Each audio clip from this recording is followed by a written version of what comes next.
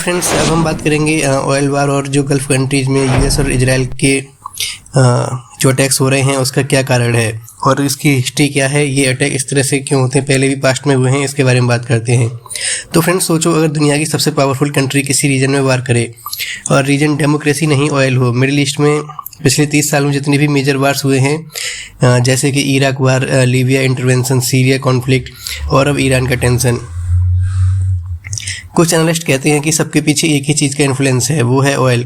Farmer US president Donald Trump ने भी कई बार ओपनली कहा था कि maybe we should have kept the oil in Iraq, यानी कि जब उन्होंने इराक में गलत आरोप लगाकर, जैसे केमिकल वेपन्स सद्दाम हुसैन ने रखे हुए हैं, आरोप लगाकर इराक पर आक्रमण किया, लेकिन बाद में कुछ वहाँ पे नहीं मिला, तो उनका सीधा टारगेट वहाँ का ऑयल लेना ही था।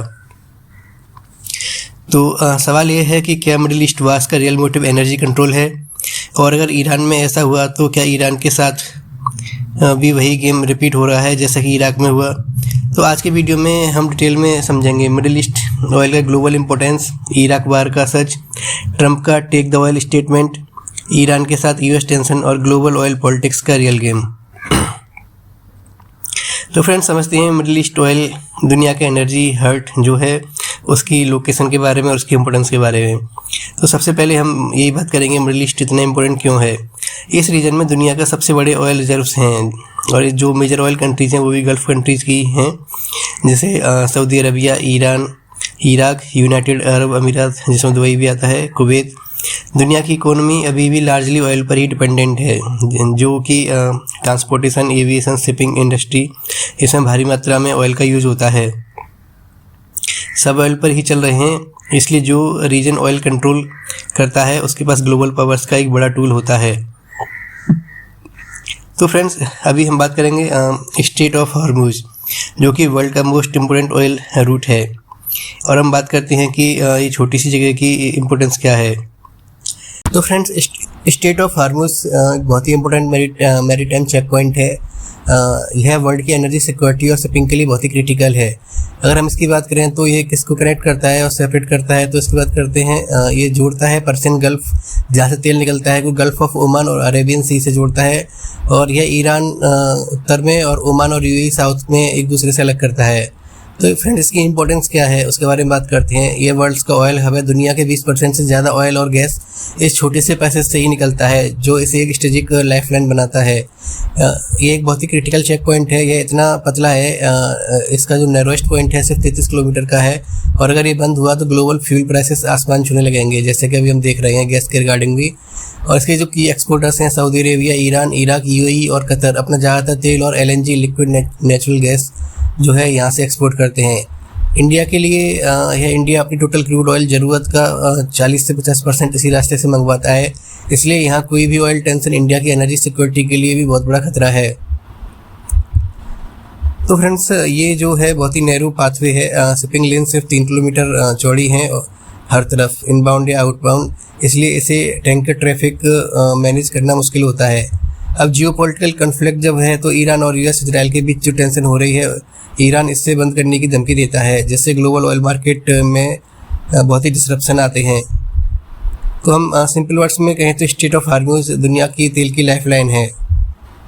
ये एक नैरो वाटर रूट है जहाँ से दुनिया की लगभग 20% ऑयल सप्लाई गुजरती है। अगर ये रूट बंद हो जाए तो ऑयल प्राइसेस स्काई रॉकेट हो जाते हैं, ग्लोबल इकोनॉमी सेक हो जाती है। इसकी वजह से गल्फ रीजन में टेंशन डायरेक्टली ग्लोबल मार्केट को इम्पैक्ट करता है, और ईरान के पास एक पावरफुल स्ट्रेटेजिक एडवांटेज है कि वो स्ट्रेट ऑफ हॉर्मुज के बिल्कुल पास है, यानी जब भी उसे किसी कंट्री से रिवेंज लेना होता है तो उसके शिप्स को मना कर देता है वहाँ से निकलने के लिए, और जो उसकी दुश्मन कंट्रीज हैं उन पर अटैक भी कर सकता है, जैसे कि हमने रिसेंट एग्जांपल देखे। तो फ्रेंड्स, अब हम पास्ट में जाते हैं फ्लैशबैक में कि जो इराक वार हुआ था 2003 में, उसका क्या रीज़न था। 2003 में अमेरिका ने इराक पर इन्वेजन किया। उस वक्त यूएस प्रेसिडेंट थे George W Bush. Official reason दिए गए इराक का डिक्टेटर सद्दाम हुसैन के पास वेपन्स ऑफ मास डिस्ट्रक्शन यानी WMD हैं। इराक टेररिज्म को सपोर्ट करता है, मिडिल ईस्ट में डेमोक्रेसी स्प्रेड करनी है, इसलिए उसको हटाना ज़रूरी है, इसलिए यूएस और उसके एलीज ने इराक पर अटैक किया। In March 2003, the US-led coalition of willing invades Iraq. US President George Bush claims he must disarm Iraqi dictator Saddam Hussein of weapons of mass destruction and depose a brutal regime supporting global terror.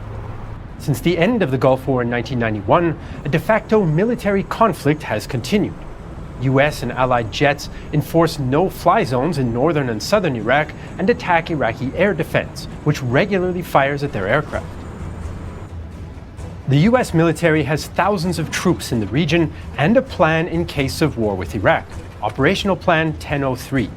But OPLAN 1003 is defensive and involves far too many troops. US Defense Secretary Donald Rumsfeld wants low troop deployment levels, reducing them even further in the post-conflict stages. Some military leaders, like Central Command's General Tommy Franks, disagree. The debates result in delays, lots of changes, and little time for post-conflict stabilization planning. A CENTCOM officer complains. Every friggin' request, they wanted to see the numbers. They wanted to know how many reservists. It delayed every move and sucked energy out of CENTCOM staff. It was ridiculous. There's only so much capacity a staff has, and this was bullshit. It sucked the energy out of long-term thinking. War quickly जीत लिया गया और सद्दाम हुसैन की government गिर गई और सद्दाम हुसैन को फांसी की सज़ा दे दी गई। और अब इराक वार का जो कंट्रोवर्सी था उसके बारे में बात करते हैं, क्योंकि वार के बाद का बड़ा कंट्रोवर्सी स्टार्ट हुआ। इन्वेस्टिगेशन में पता चला कि WMD यानी जो वेपन्स का बताया था कोई सॉलिड एविडेंस नहीं मिला है। यहाँ से दुनिया भर में डिबेट स्टार्ट हो गई, क्या इराक वार का असली रीजन कुछ और था। कई एनालिस्ट ने कहा है कि इराक का मैसिव ऑयल रिजर्व्स भी एक स्ट्रेटेजिक फैक्टर हो सकता था। इराक दुनिया के सबसे बड़े ऑयल रिजर्व्स कंट्रीज में से एक है, इसलिए कुछ क्रिटिक्स ने उसे ऑयल वार भी कहा। तो ट्रंप का ऑयल स्टेटमेंट क्या है, यहाँ स्टोरी और इंटरेस्टिंग हो जाती है। डोनाल्ड ट्रंप ने ओपनली कहा था, after the Iraq war maybe we should have taken the oil. उनका लॉजिक था, अमेरिका ने वार पर ट्रिलियंस स्पेंड किए हैं तो इराकी ऑयल को कंट्रोल करना चाहिए था। यह स्टेटमेंट बहुत कंट्रोवर्शियल था क्योंकि इंटरनेशनल लॉ के हिसाब से किसी कंट्री के रिसोर्स फोर्स से लेना इलीगल माना जाता है।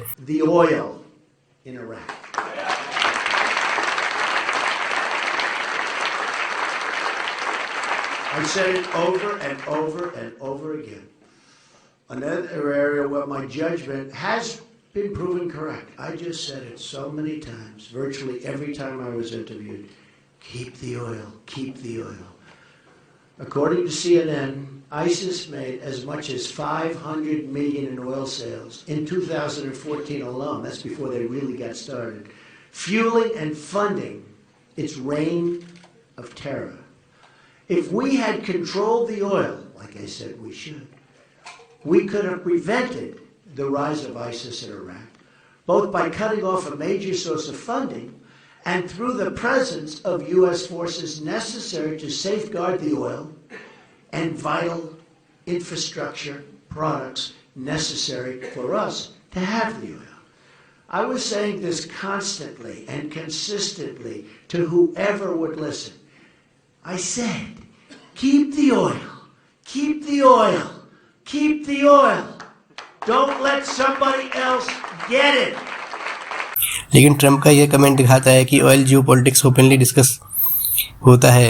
अभी हम ट्रंप का जो देखें, उनका एक क्रिटिकल अटेम्प्ट है हर कंट्रीज़ के ऑयल रिजर्व्स को कब्जा करना। जैसे कि अभी देखा वेनेजुएला में उनके राष्ट्रपति और उनकी वाइफ को मिडनाइट उठा के अमेरिका ले जाके उनको कैद कर दिया, क्योंकि वहाँ के, और उन्होंने क्लियरली बोला ट्रंप ने कि वहाँ के अब जो भी रिसोर्सेज हैं यूएस कंट्रोल करेगा। तो फ्रेंड्स, अब जो करंट वार चल रहा है यूएस वर्सेस ईरान कॉन्फ्लिक्ट, उसके बारे में बात करते हैं कि ईरान के साथ कॉन्फ्लिक्ट क्यों है। यूएस और ईरान के रिलेशंस 1979 से टेंस है।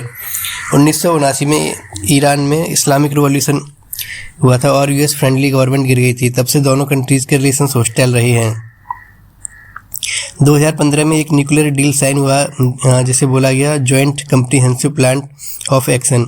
इस डील का गोल था ईरान न्यूक्लियर वेपन्स डेवलप ना करे और सैंक्शंस ग्रेजुअली रिमूव हो जाएंगे। लेकिन 2018 में डोनाल्ड ट्रंप ने इस डील से विदड्रॉ कर लिया, यानी इस डील को ख़त्म कर दिया। फिर ईरान पर हैवी सैंक्शंस लगाए गए। इस पॉलिसी को बोला गया maximum pressure campaign. Gulf tension और ऑयल मार्केट जो है, ईरान सैंक्शंस के बाद गल्फ रीजन में टेंशन बढ़ गया। कुछ इंसिडेंट्स हुए जैसे ऑयल टैंकर्स पर attack, missile strikes, regional proxy conflicts. इन सब का डायरेक्ट इम्पैक्ट ऑयल मार्केट पर पड़ता है। जब भी गल्फ में कॉन्फ्लिक्ट एस्केलेट होता है ऑयल प्राइसेस सडनली इंक्रीज हो जाते हैं। जैसे कि अभी हमने देखा कि ईरान में जो युद्ध चल रहा है, अभी गैस की काफ़ी प्रॉब्लम हो गई है, लोगों को एलपीजी सिलेंडर्स नहीं मिल रहे हैं, होटल बंद हो गए हैं क्योंकि जो उनका 1800 सिलेंडर था 4-5 हज़ार में मिल रहा है। तो इसका डायरेक्टली इम्पैक्ट नेबरिंग कंट्रीज पर पड़ता ही है। इसलिए इन्वेस्टर्स और गवर्नमेंट मिडिल ईस्ट टेंशन को क्लोजली वॉच कर रहे हैं। तो फ्रेंड्स, ये ग्लोबल पावर्स का भी गेम है। जैसे मिडिल ईस्ट में सिर्फ यूएस और ईरान नहीं, और भी मेजर प्लेयर्स इन्वॉल्व हैं, जैसे चाइना, रसिया, सऊदी अरेबिया। चाइना को चीप एनर्जी चाहिए, रसिया को ऑयल प्राइसेस हाई चाहिए, Saudi Arabia global oil market influence करता है और ईरान सैंक्शंस ब्रेक करना चाहता है। ये सब मिलकर एक कॉम्प्लेक्स जियोपॉलिटिक्स क्रिएट करते हैं। तो फ्रेंड्स, इराक वार हो या Iran tension, middle east geopolitics का एक मेजर फैक्टर एनर्जी रिसोर्स जरूर है। लेकिन वार्स यूजुअली सिर्फ एक रीजन से नहीं होते, उनमें मिक्स होता है, जैसे security concerns, alliances, regional politics और इकोनॉमिक इंटरेस्ट। ऑयल इस गेम का इम्पोर्टेंट पार्ट है, लेकिन स्टोरी उससे भी ज़्यादा कॉम्प्लेक्स है।